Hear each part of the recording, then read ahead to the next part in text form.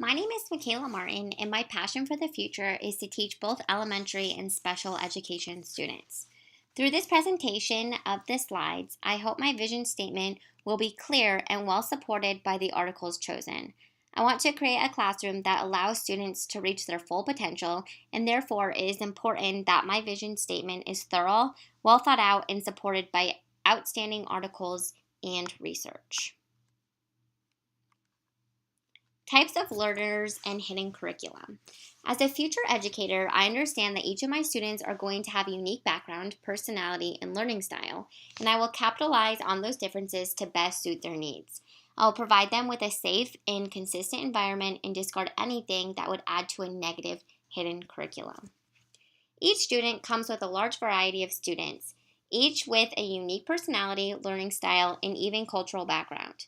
I want to capitalize on those different learning styles by providing choices within my classroom, which will allow for different learners to be able to identify what type of activities suit them best. I also believe that students can accomplish much more in the classroom when they experience the feeling of being safe. I will be aware of negative hidden curriculum and make a conscious effort to not allow negativity within the four walls of my classroom. I will create a safe place by making my expectations clear to my students so that we can do more learning in the classroom and less redirecting. I will create a routine and stay consistent with that routine so the students know what to expect. I will be encouraging independent thinking, and when a student comes to me during a lesson with a question, I want to respect the bravery and the exploration of the student by giving them a thorough response. If my response happens to take more time than expected, I want to be able to move around my curriculum in order to complete my explanation to the best that I am capable. I want my students to explore the world around them and feel comfortable bringing their questions in with them in faith that I will help them understand. I also want to encourage parent involvement in my classroom and have different parents come in and bring their own skills, passions, and backgrounds into our learning environment. According to Michael Adams, parent involvement is associated with increased student success, especially when it includes a two-way exchange of information between home and school. As a future educator, I want to be in close contact with all the parents of the students in order to better their academic experience. Learning environment and the concepts of space, place, and material culture. The learning environment of my future classroom will be one that caters to the different learners by giving them various seating arrangements and an ample amount of space to explore. I will provide materials for the students that supplement the curriculum and empower them to take initiative of their learning by asking questions, researching, and engaging in classroom discussions. The way in which the classroom is set up is important for the students in order to give the ample amount of space and materials to explore and learn about the world. The classroom, along with the school in general, reflects the motive behind the people operating them. The school's physical attributes should reflect a nurturing, safe, and student-oriented position because the grounds, like all other school texts, also give out coded messages about the school's attitude for the children. That comes from Tillman. In my classroom, I'll provide a clear seating arrangement for students, but offer multiple seating arrangements such as a chair and desk, carpet square, and a beanbag chair. As a future educator, I will be aware of the different learners and the different learning styles. I want to retain a schedule for the students while also having an ebb and flow of seating at all times. It will be important for the students to know my expectations and be able to predict the days that are before them. While maintaining a predictable schedule, I also want to cater to the different learners and recognize that the level of concentration might be different for students if allowed to sit in different locations. I will provide materials that are age appropriate and make them accessible to the students on a daily basis.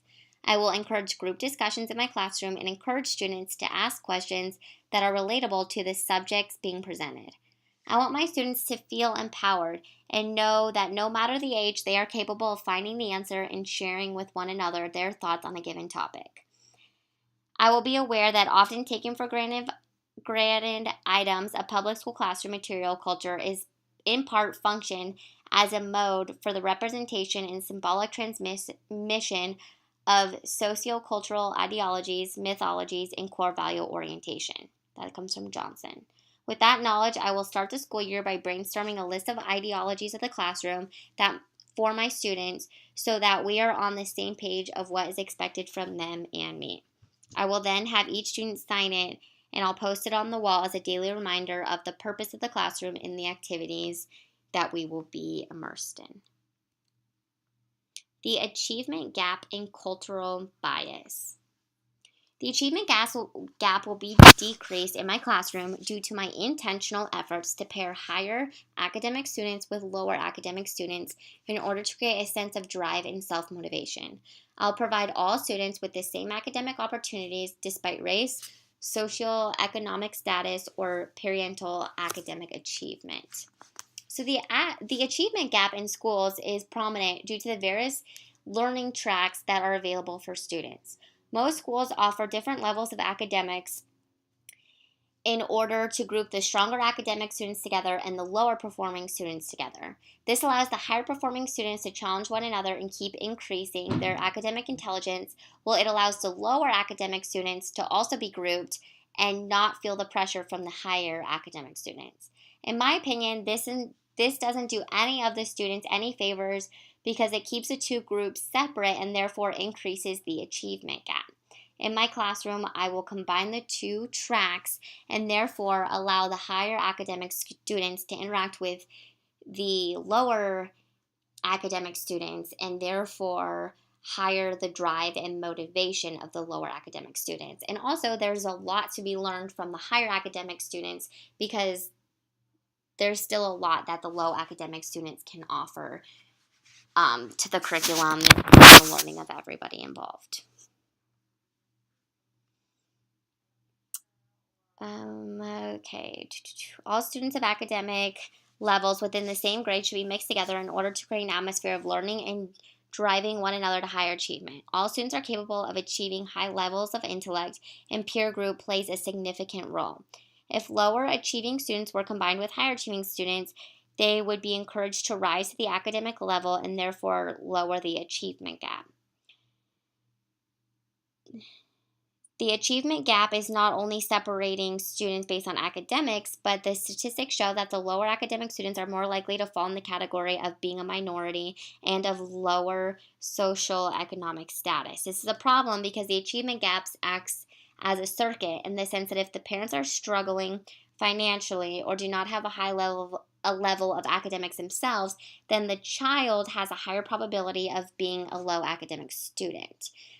Therefore, by combining them, there's the possibility of breaking the circuit. Culture as a disability and interpreting cultural conflict in learning environments. So I will create a classroom environment in which my students feel safe and are encouraged to share their diverse cultures with one another. Each culture holds value, and I will empower my students to be proud of their own culture while also appreciating the culture of other students. The classroom is filled with a diverse group of students that not only have different learning styles, but also have different cultural backgrounds. Since I, the teacher, will have my own cultural background, it's important that I don't make my cultural background the right one and any differing background the wrong one. It is extremely important to be open-minded and inviting to all the cultural influence I will have in the classroom and to not attach any negative stigmas to any of them. Cultural should be seen as a packet of information each student is bringing into the classroom that is not known or experienced by anyone else. It should be shared and should be appreciated by everyone involved. Culture can often be judged from the people who are not within the given culture.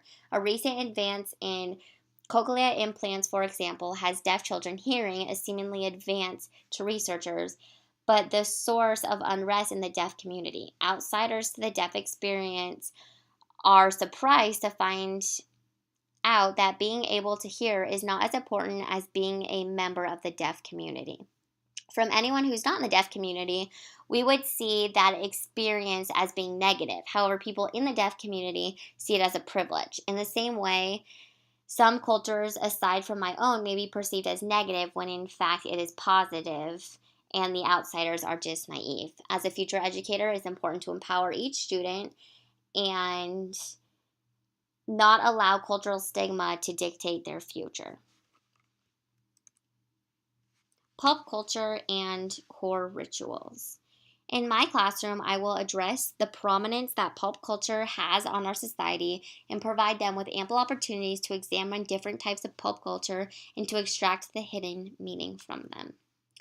Pop culture plays a significant role in the classroom, especially in this day and age. Pop culture is constantly invading our daily lives in billboard ads, social media, and cultural ideologies of what we deem as important. There's no escaping pop culture, and it influences each one of us, whether it is a conscious or unconscious thought. One source offers the definition to be mass culture is not just a space of amusement, but also a space where social values are formed and political influences or political views are shaped. I chose this definition because I believe pop culture is more influential than one might first think. Pop culture not only offers societal values, but it offers value in all extending areas such as politics and academics.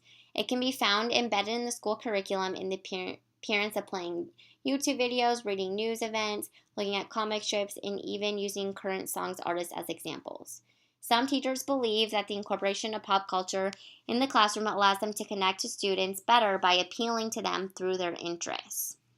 Let them tell you about their world, and you'll have a much easier time telling them about yours, says history professor Clay Morgan.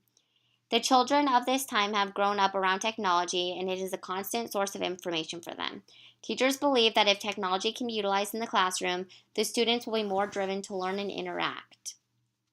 I understand the benefits for incorporating technology into the classroom because I do see how it can enhance the learning for students, especially because it allows them to see the things that's not always feasible for them in terms of field trips. I do, however, believe that the technology does not have to be incorporated in order for students to have a solid educational experience. Technology should be used as a tool for teaching, but should never take the place of teaching. Aside from technology, pop culture can be seen through magazines and newspapers. When I was at school, I remember my history teacher would always bring in comic strips, and we would try to decipher the meaning behind them. I believe comic strips are a beneficial way for teachers to bring current events into the classroom as a means of enhancing their learning. Having to decipher the meaning behind a comic strip can be hard, and it offers the opportunity for students to think critically and discuss their different thought processes with one another. It allows students to broaden their perspective and to be able to see firsthand how things can seem unimportant on the outside but carry a deeper hidden meaning if you look further. Lastly, cultural responsive teaching. I will engage in home visits in order to learn about the cultural background and family dynamics of each one of my students. I will transfer the information I learn into the classroom by providing materials that are interests of the students, giving opportunities to learn about their own and other cultures, and establishing detailed expectations of the classroom. Due to the diversity the classroom brings, teachers need to be aware of each student's background in order to best serve them. Having students that come from different cultures and even family dynamics, there will always be ways in which those students behave. If one student who comes from a tightly wound, organized, punctual family and a student who comes from a free-spirited, go-with-the-flow type family, there will all obviously be differences in how that student behaves in the classroom and interprets the directions given. Teachers need to go beyond just knowing the cultural background of each student, but also needs to fully understand the implications of that given culture in order to best understand the students' behaviors and set them up for the most possible success. Furthermore, it's important that the educator to make an established set of rules for the students at the beginning of the year in order to make it clear what you're expecting from them. Not all children come from the same background, and therefore it's important to talk through in detail each role in order to prevent what you believe is bad behavior in the classroom. I also believe it's important to engage in home visits before the school year starts because it allows the teacher to learn from the student and the families of that given student and to just allow for open time for that student and the family to share with the teacher anything that they deem as important. The teacher can gain a lot of insight about cultural background, family dynamics, but also just unique interests of that given student, and then be able to bring in materials into the classroom that may include those same interests of the students. And I think that is a powerful teaching technique. Here are my references. Thank you so much for listening, and I hope that my vision statement was congruent with yours.